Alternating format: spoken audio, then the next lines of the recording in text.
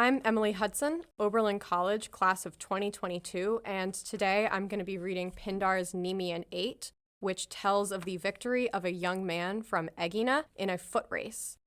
I will begin by reading the first 5 lines in Greek, and then I will continue to read the translation in English. Chora potmia karux Aphroditas ambrosian philotaton, hate partheneois, paidon te ephis glepharois, ton men amerois, anagkas kersi bastasdes, heteron de heterais, agapata de kairu me planathenta, pros ergon ekaston, ton aren onon eroton epikraten dunastai. Lady Aura, herald of the divine love of Aphrodite, you who, resting upon the eyelids of maidens and boys, lifts up one man with gentle hands of necessity, but the other with rough hands. It is desirable for one not having missed the opportune moment in each deed to be strong enough to rule over better kinds of love, the sort of love which the shepherds of Cyprian Aphrodite's gifts ministered to the bed of Zeus and Aegina. And a son was born, the king of Oenone, the best indeed and legal counsel.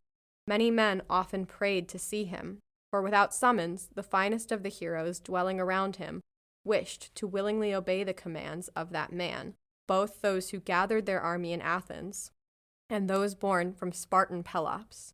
As a suppliant, I grip the revered knees of Aeacus, and, on behalf of his dear city and these citizens, carry a Lydian crown embroidered with resounding song. The Nemean glory of the double foot race for Danaus and his father Megas. For happiness, having been planted by a god, is more abiding for men. Such happiness, at one time weighed down Cneius with riches in Cyprus by the sea. I stand upon nimble feet, taking a breath before I say anything.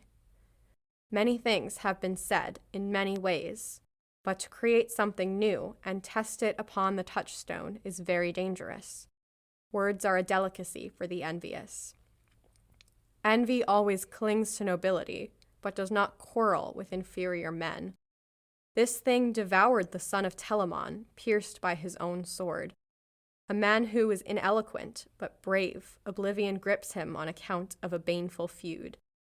And the greatest honor was given to a shifty lie. For the Danaans favored Odysseus in a secret ballot, and Ajax, having been robbed of the golden armaments, wrestled with a bloody death.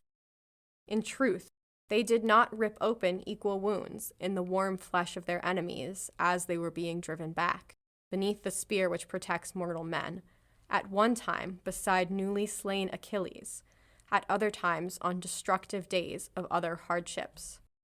Yes, hateful deceit also existed long ago, alongside wily words, a cunning thinker, a wicked reproach, which overpowers radiance, but uplifts the rotten glory of unknown men. May this disposition never be mine, Father Zeus, but let me follow a simple path of living, so that, having died, I do not confer a shameful reputation upon my children.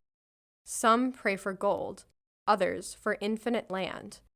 But I pray, having pleased my neighbors, that my limbs may be covered with soil, praising those deserving of praise and sowing censure upon the wicked. Excellence grows tall, just as a tree shoots up when fed on fresh dew, raised up by both wise and just men towards the liquid air. The need for friends is manifold. It is greatest in the midst of strife, but delight also seeks to reveal what is trustworthy. O Megas, I am not able to bring your soul back to me. That is the empty wish of frivolous hopes.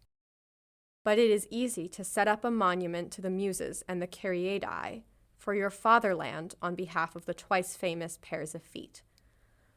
I delight in putting forth a boast fitting for your deeds, with an enchanting song. A man puts down his painful troubles. Truly, the celebratory hymn existed long ago, even before the conflict between Adrastus and the Cadmeans began.